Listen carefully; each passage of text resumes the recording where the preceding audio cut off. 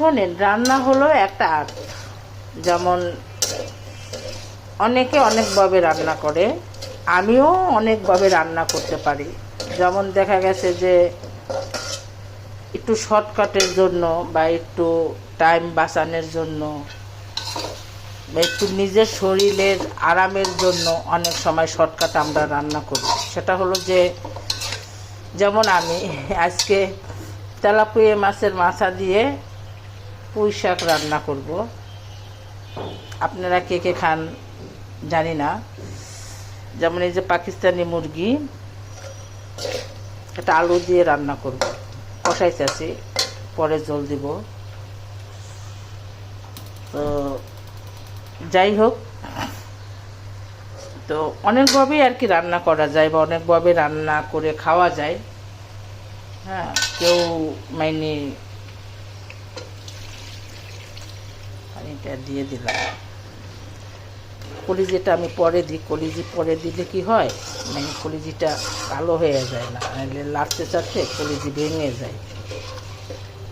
আমি একটু হালকা ঝোল রাখবো এটার জন্য। কারণ যেমন ব্রয়লার মুরগি আমি আগে ভেজে রান্না করতাম, আগে ব্রয়লার মুরগিটা ভেজে রান্না করতাম, এখন ভেজে রান্না করি না, মানে লাল করে ভেজে তারপরে ভুনতাম।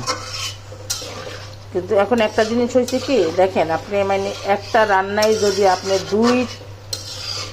দুই তিন প্রকার আইটেমে রান্না করা যায়, ঠিক আছে, ভালোও লাগে। কিন্তু আপনার ওই যে সময়, ঠিক আছে, শরীরের দিকে তাকাইয়া মানে এটা আর করতে পারি না, মানে সব কিছু মিলাইয়া না, অলসতা মিলাবে। যেমন যেরকম ওই যে মাইগ্রেনের ব্যথা থাকলে তো বুঝিনি, আগুনের কাছে আসা যায় না। তো আগুনের কাছে আসা যায় না বিদায় হলো যে আমি একবারে শর্টকাট, মানে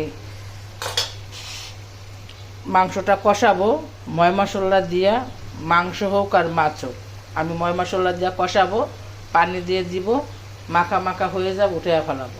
সেইটাই যে কি স্বাদ, মানে অনেক স্বাদ, ঠিক আছে। আসলে যে যেরকম করে খায়,